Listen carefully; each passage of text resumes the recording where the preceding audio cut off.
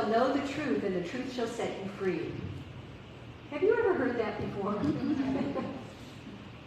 Even if you're not a Bible person or came from that tradition, it's something we've heard before. And our founder of Science of Mind, Ernest Holmes, said, Jesus implies that there's a truth which, when known, will automatically demonstrate in our experience. What could this truth be other than a consciousness of our union with life? This pattern of truth lies in the communion of the soul with its source, a conscious union of us with the divine, with the God of your understanding, and the union of the heart's desire with the source of its being.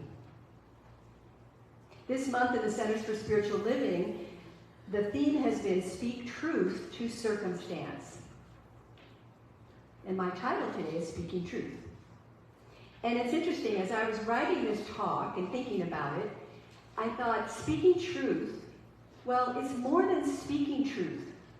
It's also, what are we thinking? What thoughts are we thinking? Are they our truth? Are they truth? And am I being true to who I really am?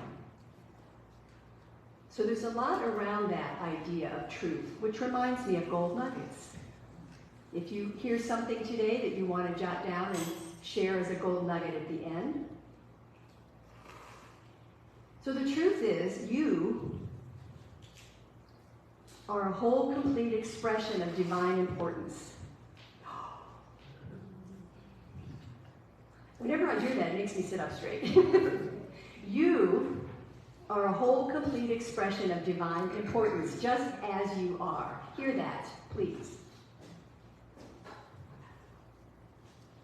Wholeness implies a state of integrated being. The sum of the part is always greater than any particular part by itself, right? So you may wonder and ask, well, how do we get to a state of wholeness when the circumstances in my life are challenging? Whether that's illness, pain, emotional or physical, lack, limitation. It's all part of our life circumstance. So the mindset of, oh, I'll be happy or whole or complete when I'm no longer suffering, or when I get that job, when I attract that partner, when I have money in the bank, then I'll be happy. But the interesting thing is that mindset keeps us in the perpetual state of wanting. And some part of us, the whole of us, is resisting. You ever felt like you resisted something? And this resistance stops an important part of us that serves as a teacher on this journey of life. It's really, really, really, really important to be aware of that voice that resists. The one that says, there's something wrong with me. It's always been this way. I'll never be able to change. Or, I am not worthy. You ever had that one? Remember last week, Mitch, our great speaker from last week, he gave us the worthy test. So take a breath in. Take a breath out. Good, you all passed. You're all worthy. Now, do I always love the circumstances that show up in my life? No. Do you? No. Right? But how can we be welcoming? How could we be welcoming to whatever is? There's many books written, Loving What Is, about that. And knowing that behind whatever is, there's a greater truth. That's what we teach here. Behind it all, behind the appearance, there's a greater truth and freedom. The great mystic Rumi said the wound is the place where the light enters you. So my friend Jan Adrian, who is the director of an organization called Healing Journeys, which creates free events for people dealing with cancer and their families, big events with speakers and music, and it's been all over the country, and I've been a presenter for her quite a few times years ago. And Jan just recently wrote a book called Coloring Outside the Lines, Surviving and Thriving with Cancer for 30 plus years. She says a diagnosis can create fear or curiosity.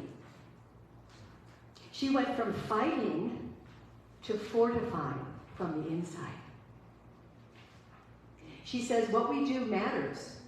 She learned to say yes and be aware of her finite self that had cancer, yes.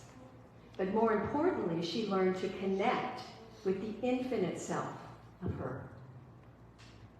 And she truly believes in her book, she says, that things don't happen to me, they happen for me.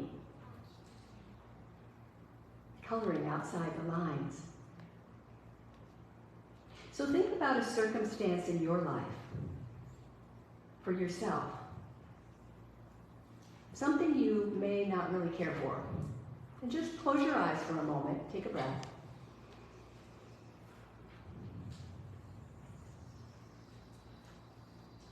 And can you just entertain the idea of welcoming whatever it is?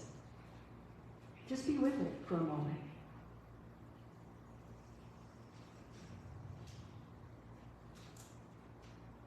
Where does your mind go when you're challenged? What is your first thought when you're in a conflict? What fills your mind in empty moments?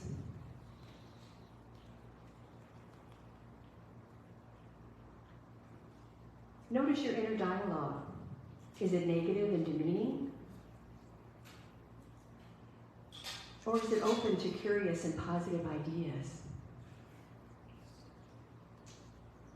So can you just be welcoming to the possibility of something different in this situation or circumstance? Just imagine it. Just imagine it. Use your imagination, which is a great tool of our mind. Consider this. If you can't imagine the possibility, you'll never create the opportunity. Yeah. I bless the place where I now stand. I just bless it. So take a breath, open your eyes. That's another little subtle shifty thing, isn't it? As we did in the meditation. To pause, pay attention to where are my thoughts going. So let's talk about the ego and the soul. We all know about the ego. We need an ego. But the ego can sometimes have a mind of its own. I know for me, when I only come from my ego self, I feel like I'm manipulating and pushing, and it feels restrictive. It feels like I'm forcing something. Anybody relate to that? We've all done it. And yet when I can come from my soul presence, there's a feeling of expansion, breath, flow, alignment to the truth of who I am. There's a feeling of love. You are a whole, complete expression of divine importance. Notice what your mind says to you when you hear that. Not me. Or, yeah, I'll take that. Let's say that together as an I am. Repeat after me. I am a whole, complete expression. I am a whole, complete expression of divine importance. Of divine importance. And that's the truth. And that's the truth. Some of you are laughing and smiling. The famous novelist Herman Melville wrote Moby Dick. Do you remember that book? And he made this statement, life is a voyage that's homeward bound. Think about what kind of journey is this life? And what exactly does home mean? And perhaps more importantly of all, how do we get there? Well, I like to think of home as a state of being or state of consciousness. And Paramahansa Yogananda, the great Indian mystic, said that as human beings, we experience 5 states of mind. And we all travel on these as an inner journey that takes us from darkness to light, from illusion to illumination, from ego to soul, and from a foreign land to our true eternal home. I don't know about you, but when things seem to fall apart in my world, can I ask myself, Is there something greater trying to emerge? Can you stay curious? Whether it's your health, a relationship, a job, the government. Chaos often precedes a new order. I know we've heard that before. We don't like the chaos.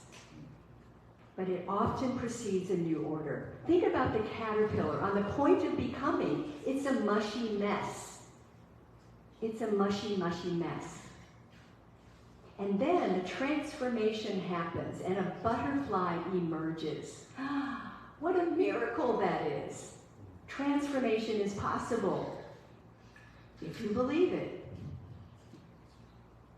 Because it can be really dangerous to only see things at the effect level. Poor me, have a pity party. I had a pity party the other day. And not be open to the divine cause or the possibility behind whatever it is we're unhappy with. Because when we can see through the appearance and are willing to see it from a broader perspective from above, we can live in greater freedom and well-being. One of my favorite metaphysical teachers, I've taught this class many times, the foundation of mysticism, is Joel Goldsmith. He has something to say about this. Have that mind in you, which was also in Christ Jesus. We've heard that. How do you have it? By your contact with the mind of God. How do you have contact with the mind of God? By knowing the truth. And the truth is, the mind of God is my mind, the life of God is my life, and because the mind of God is my mind, if I didn't have any education, I'd still have all the intelligence in the world, and it will tell me everything I need to know. That's good food for thought, huh? And in our textbook, Ernest Holmes says, we are limited only because we have not known the truth.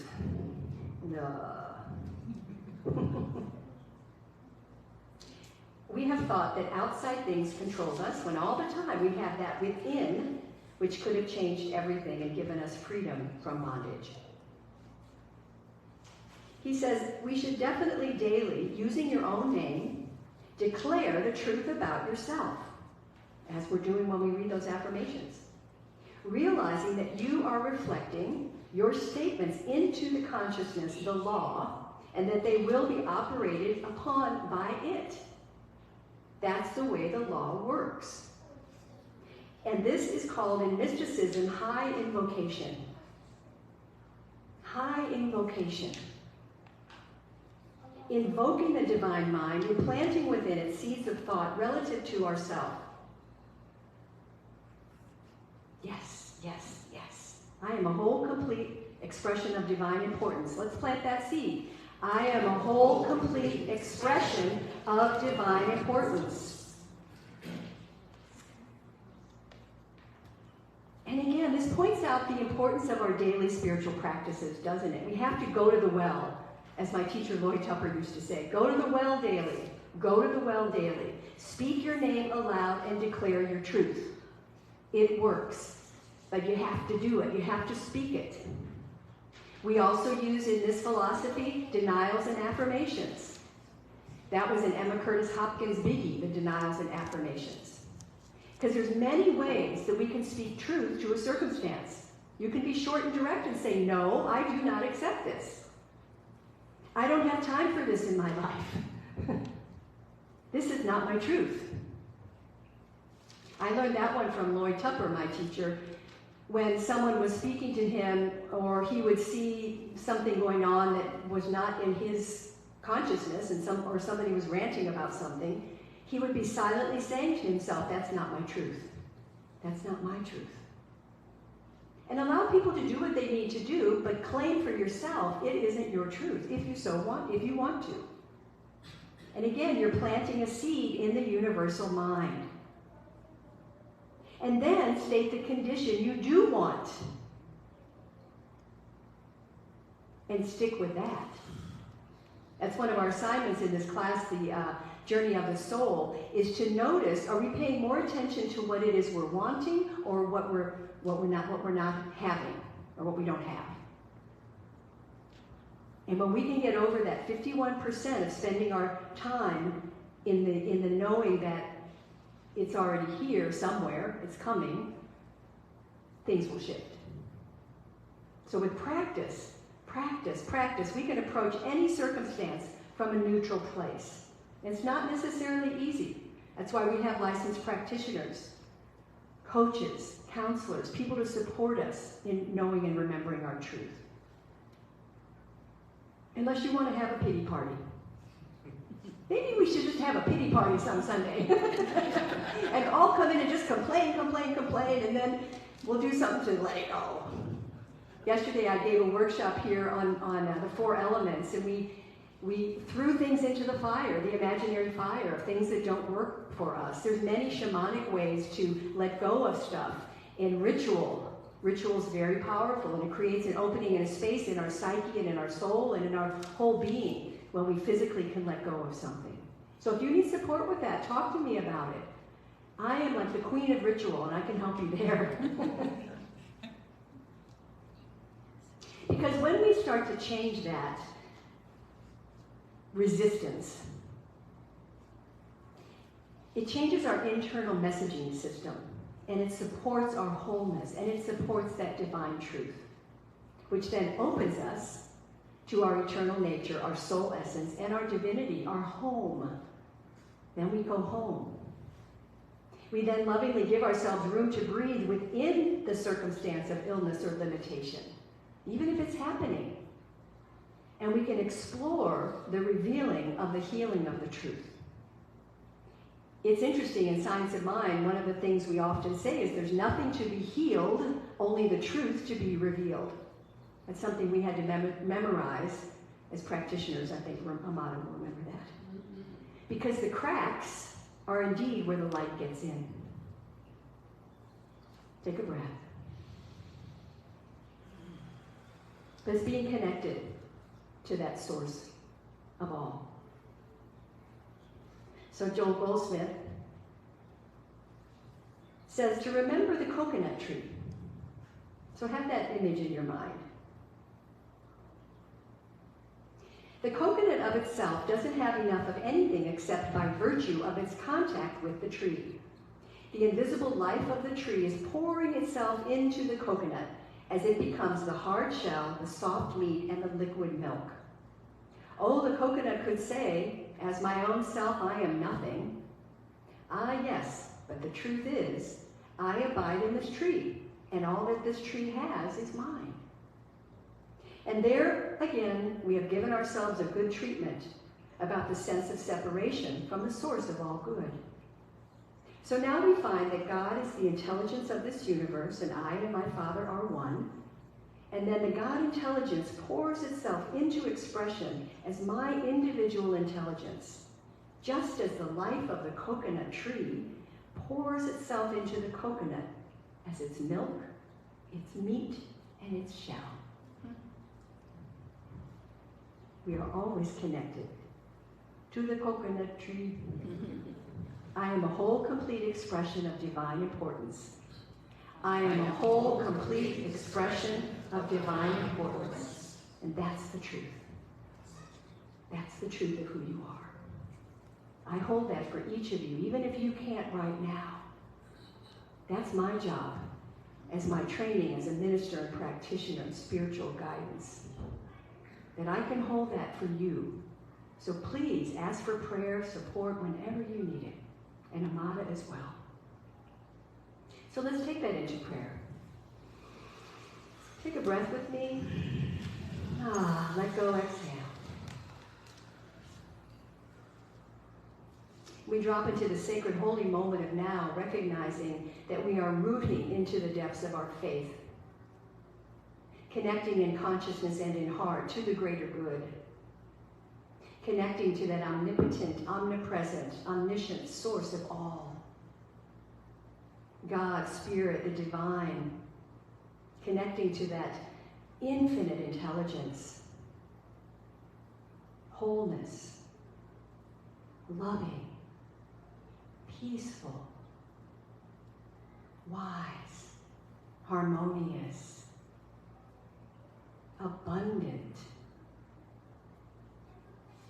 And knowing that this presence is in and through me as me, I absolutely know that this presence is in and through each of you as you.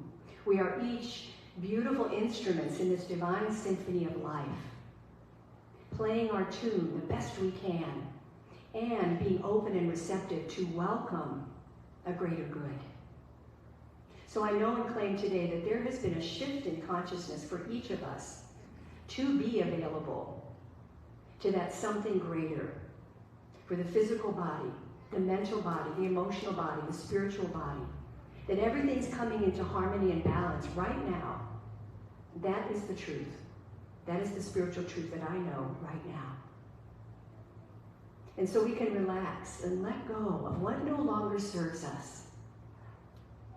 Let go and let God. Let love. Speak our truth in the high invocation. Daily, moment by moment, remember who we are. That is my knowing for you this week, that you are able to do that on your own. Yes, you are. And so with such joy in my heart, I simply release my word into the creative soil of the infinite mind, knowing it is already done, is already happened. We let go, we let God, and join me together in affirming, and so it is.